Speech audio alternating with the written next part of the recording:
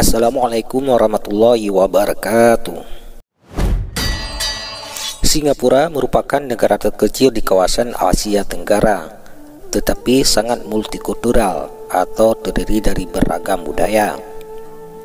Keberagaman budaya dan agama di negara ini terbentuk dari masyarakatnya yang berasal dari beberapa etnis seperti Melayu, Tionghoa, India, dan Arab.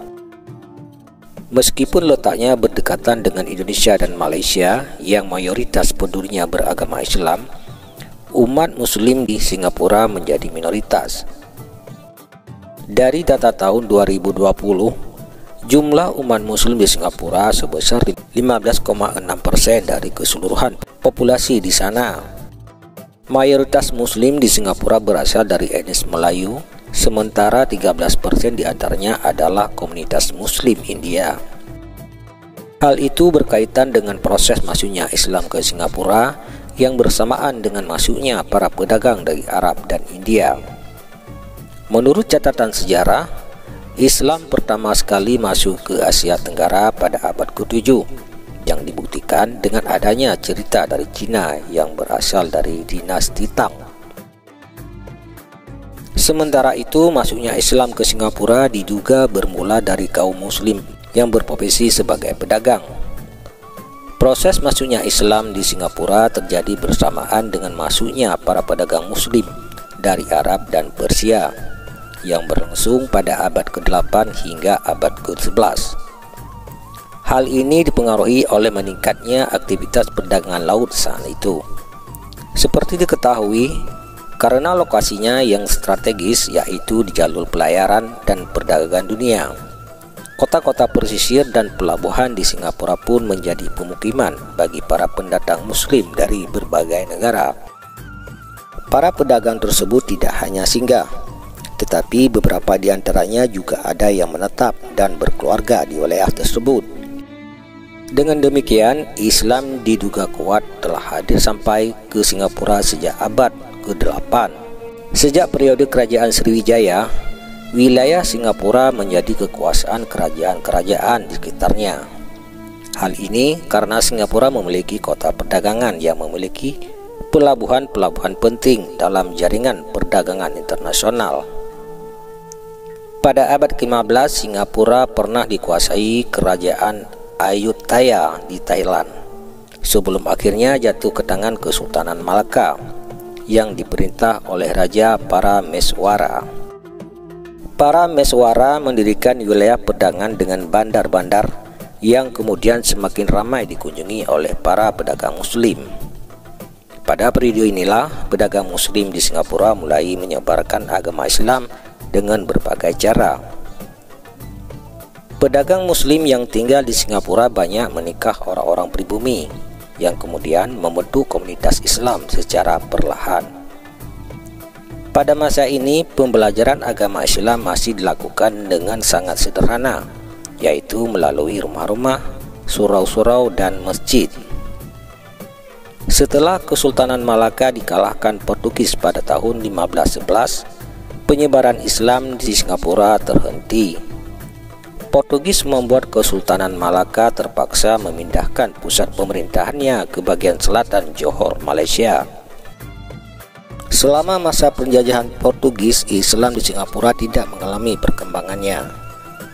Setelah Portugis diusir oleh Belanda pada tahun 1641, ajaran Islam di Singapura perlahan-lahan mulai menyebar kembali. Pada tahun 1800-an, pusat pendidikan Islam di Singapura terletak di Kampung Glam. Namun tidak lama kemudian, Inggris pun datang dan menduduki Singapura hingga pertengahan abad ke-20. Pada masa ini, ajaran Islam juga tidak berkembang luas. Memasuki abad ke-20, terdapat beberapa gerakan Islam di Singapura, seperti membentuk masyarakat dakwah Muslim. Masyarakat dakwah Muslim adalah kebudayaan Islam Singapura yang berdiri pada tahun 1932 yang bergerak di bidang dakwah dan klinik pengobatan. Setelah Inggris hengkang dari Singapura mendapatkan kemerdekaannya, perkembangan Islam pun di Singapura semakin jelas. Pada tahun 1966, Parlemen Singapura mengesahkan Administration of the Muslim Law ACT atau AMLA. Undang-undang yang mulai berlaku pada tahun 1968 ini mendefinisikan kekuasaan dan yurisdiksi 3 lembaga utama Muslim, yaitu yang pertama Dewan Agama Islam Singapura, yang kedua Pengadilan Syariah, dan yang ketiga Catatan Pernikahan Muslim. Lembaga-lembaga ini berada di bawah lingkup pemerintahan pengembangan masyarakat, pemuda, dan olahraga. Sedangkan pihak yang bertanggung jawab atas lembaga-lembaga ini adalah Menteri Urusan Muslim. Di saat yang bersamaan dibentuk Majelis Ulama Islam Singapura atau MUIS dengan berdasarkan data dari Akta Pentadbiran Hukum Islam pada tanggal 17 Agustus 1966. MUIS adalah lembaga resmi Islam di Singapura yang mengurus tentang masalah keagamaan serta masyarakat Muslim. Organisasi Muslim lainnya di Singapura adalah Masyarakat Muslim Mualaf yang merupakan organisasi dakwah utama di Singapura. Organisasi ini telah membawa lebih dari 8.000 Muslim sejak 1982. Namun pada Oktober 1991 berdiri lembaga yang dikembangkan secara swadaya oleh masyarakat, yaitu Association of Muslim Professional atau AMP. Selain mendirikan berbagai organisasi Islam, di Singapura juga dibangun sekolah yang berbasis Islam atau madrasah. Sampai sekarang sudah ada sekitar 6 madrasah di Singapura. Beberapa di antaranya adalah Madrasah Al-Irsyad, Al-Islamiyah, dan Al-Ma'arif Al-Islamiyah. Untuk tempat ibadah saat ini terdapat 72 masjid di Singapura yang hampir semuanya dikelola oleh MUIS.